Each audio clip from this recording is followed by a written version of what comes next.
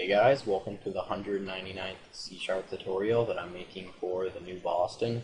And in this tutorial we're going to be looking at the ICloneable interface. So all you're going to need for this tutorial is a button, a string, and you're also going to need to have a class. And inside of your class, just make sure that you have a string property, and you can name it anything you want. Alright, so before we can actually look at using the ICloneable interface, we're first going to have to look at what the clone method does. So the clone method will basically just return an exact copy of the object that you called it from. For example, if we were to clone my name right here, we just say myname.clone, this clone method will basically just return an exact copy of my name. So if we were to create a new string and set it equal to myname.clone, the value of my name, which is Adam, will be the same as whatever we set this equal to. So if we were to just say right here, string clone equals myname.clone, clone and my name will both be equal to Adam since we just cloned my name. And since this clone method returns an object, we're just going to have to convert it into a string.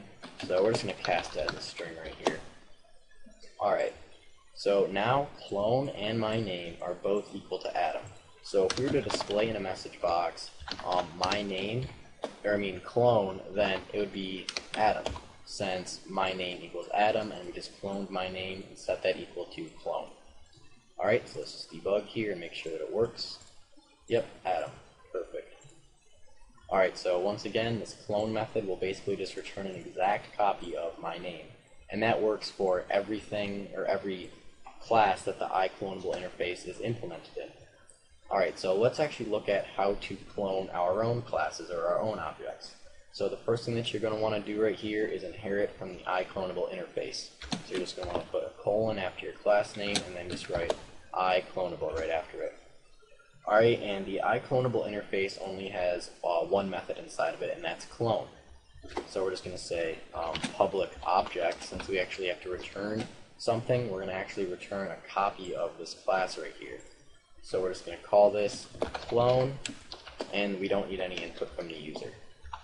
Alright, now you're probably thinking, well, how are we going to actually clone our object? Well, we could create a new myClass and set the name property equal to the name property inside of this class, but there's a way easier way. What we could do is just say return this. And remember, this is basically just our class right here. So if someone were to create an instance of our class right here and set the name property equal to Adam, then it would return an exact copy of my class. So the name property inside of this would be Adam as well. Alright, so let's just make sure that this works right here. We'll just go ahead and create a new instance of my class, call it MC, and set it equal to a new my class. And then we just say mc.name equals Adam. And then if we were to just clone MC, it would be the same as MC. So if we were to just go right here and say my class clone class equals mc.clone, then my clone class and MC are the exact same. Therefore, the name property inside of clone class and MC are the exact same. And once again, this method returns an object, so we're going to have to convert it into my class. So we're just going to cast that as my class right here. And then we're just going to display the name property of this class in a message box. So we're just going to say right here, message box.show clone class.name. And we should just get Adam in a message box because, once again, we set the name property of MC equal to Adam. And then we just cloned that MC class and set it equal to clone class. So we should just get Adam in a message box. Yep, perfect. Alright, and returning this will work for anything. So if you had like 100 properties, it would work just the same.